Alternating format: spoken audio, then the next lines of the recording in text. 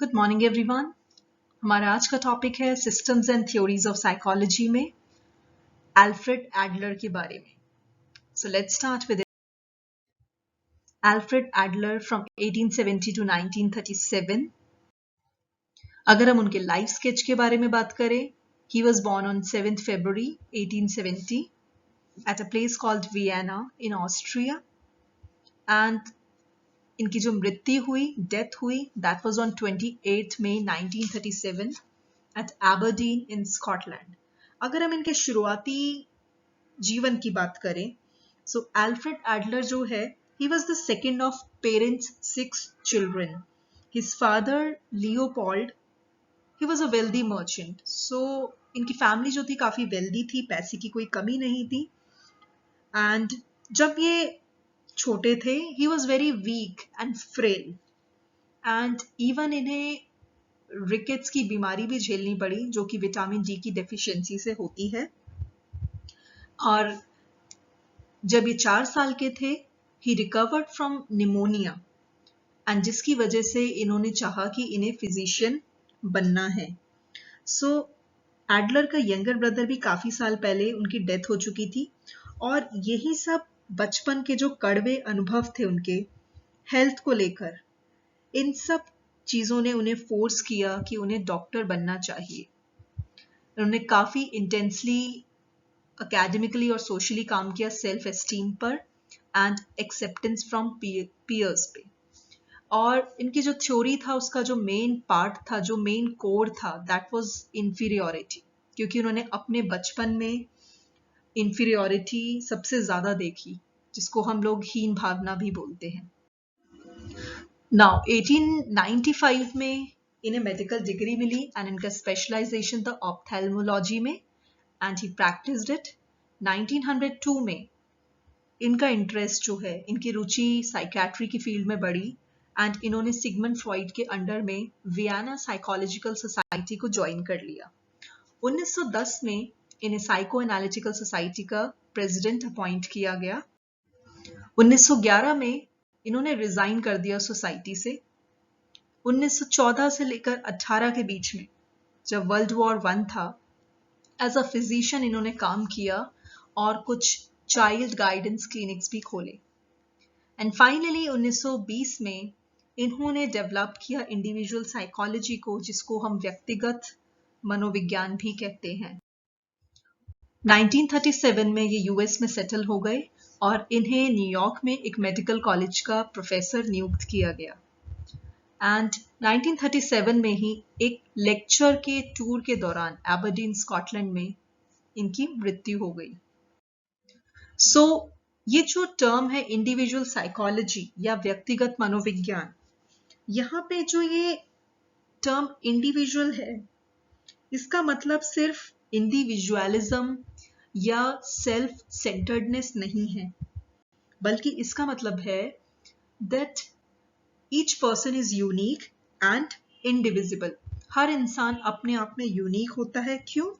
क्योंकि उनका अपना एक यूनिक स्टाइल ऑफ लाइफ होता है, and that unique style of life gives unity to all kind of behaviours. So अब हम कुछ टर्म्स डिस्कस करते हैं, जैसे कि social interest. Social interest Adler के अकॉर्डिंग एक तरह का इनेट पोटेंशियल होता है, एक तरह का जन्मजात हमारे अंदर पोटेंशियल प्रेजेंट होता है, जिसमें कि हम दूसरों के साथ अच्छे से कोऑपरेट करते हैं। क्यों? ताकि हम अपने पर्सनल और सामाजिक लेवल के जो गोल्स हैं, हम उन्हें अचीव कर पाएं। और हमारा जो सोशल इंटरेस्ट है, जो हमारी सामाजिक रुचि है, वो कब डेवलप होती है? जब हम छोटे होते हैं, इन्फेंट होते हैं, और हम अपने एक्सपीरियंसेस से कुछ ना कुछ सीखते हैं। सो इस तरह से वक्त के साथ साथ हमारी जो सामाजिक रुचि है, हमारा इंटरेस्ट है, वो डेवलप हो जाता है सोशल लेवल पे। इंडिविजुअल साइकोलॉजी में एडलर ने फोकस किया कॉन्शियस लेवल पे बजाय अनकॉन्शियस डिटर्मिनेंट्स ऑफ बिहेवियर पे, यानी व्यवहार के सचेत निर्धारक पर एडलर का फोकस ज्यादा था, जबकि फ्रॉइड ने एसोसिएट किया प्रेजेंट को पास्ट एक्सपीरियंसेस के साथ।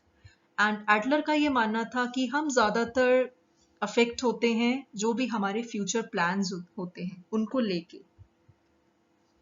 And for example, person fears eternal damnation after death is likely to behave differently from a person with a different expectation.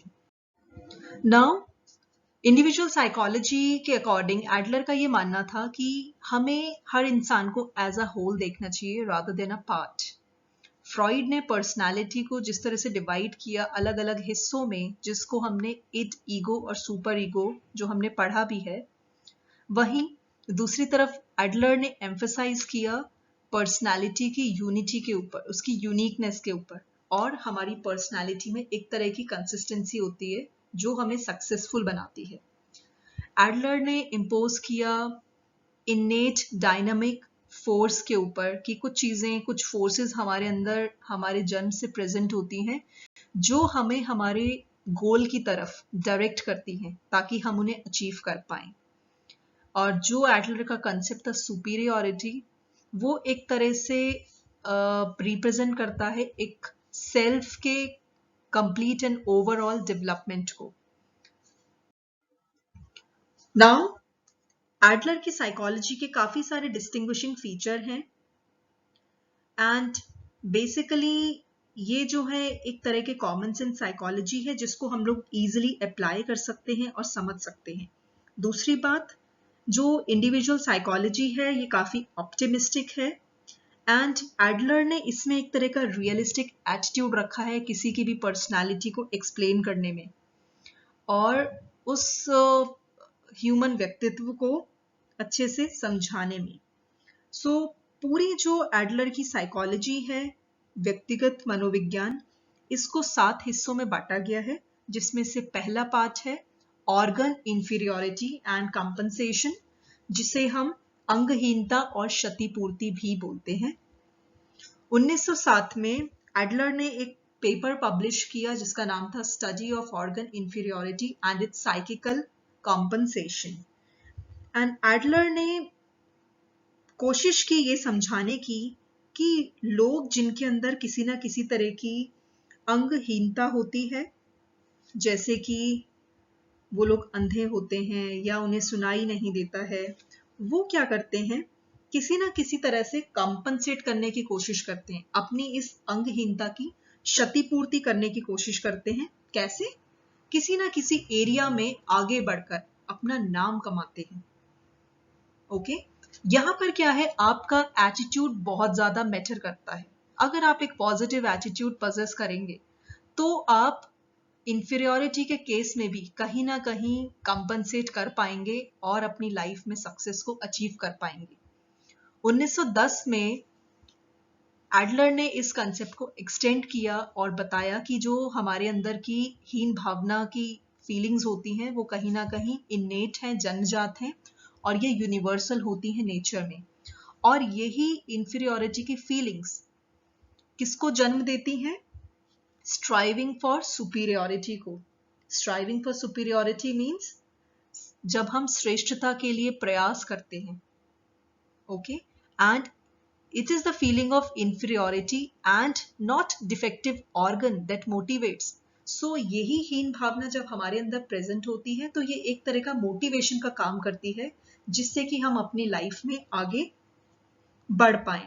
For example, अगर हम इंडियन पर्सनालिटीज की बात करें तो सबसे बड़ा एग्जाम्पल है हमारे सामने सूरदास, जो कि ब्लाइंड थे बट उसके बाद भी वो एक बहुत फेमस पोएट बने, एक बहुत फेमस कवि बने. नाउ नेक्स्ट कंसेप्ट है उनका, सेकंड हेडिंग है स्ट्राइविंग फॉर सक्सेस और सुपीरियरिटी, यानी सफलता के लिए प्रयास करना या फिर श्रेष्ठता के लिए प्रयास करना.